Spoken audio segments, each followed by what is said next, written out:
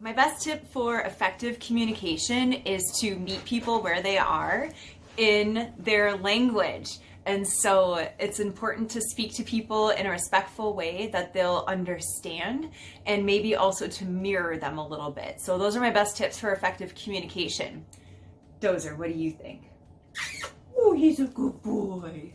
I found that one of the best communication tools that I have is actually not communicating. It's taking the time to listen to what they're bringing to the table. You know, we were given 2 ears and 1 mouth, and so we should be listening twice as often as we're talking. And that means active listening, leaning in, hearing what they have to say. Because if we're able to do that, they're gonna be more apt to listen to what we have to say. So that's my communication tip for you. Listen more than you talk. This communication tool is something that I've learned over the years, and it's been really effective for me in those moments where things get a little too intense, get a little too elevated, heated, tempers start flaring, and people are a little bit upset and emotional.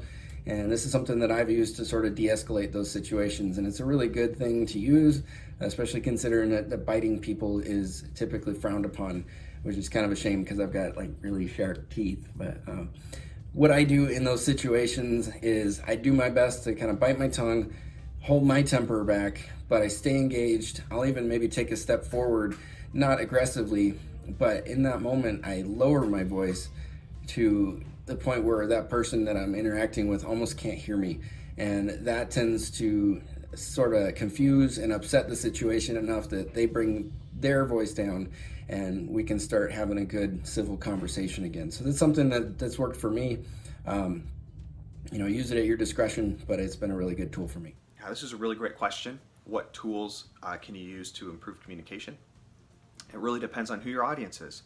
Let's talk about frontline engagement. So if you're going to engage your frontline employees, a really easy to remember little trick is to simply ask them what they think is the most hazardous part of their job, and you'd be surprised with what they respond with.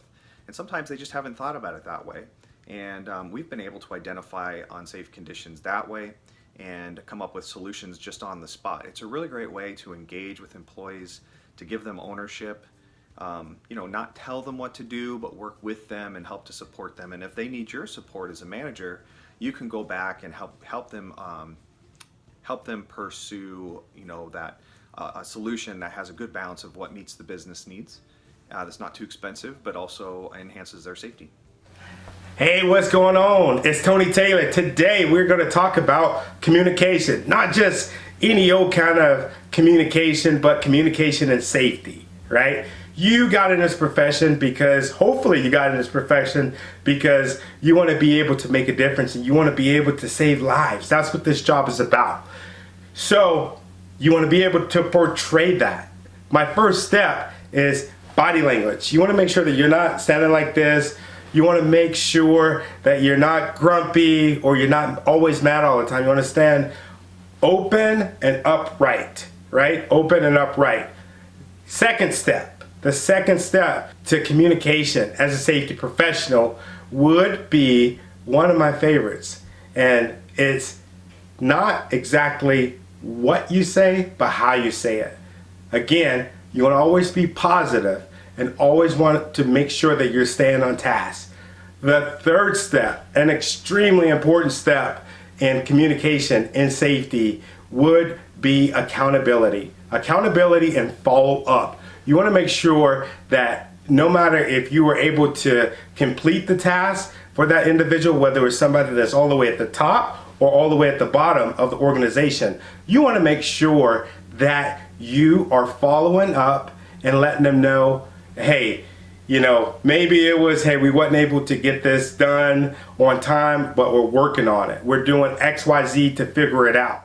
That's what it's about in working in safety and being able to make a difference. And making a difference is, again, communication. Have a great week and be safe, okay?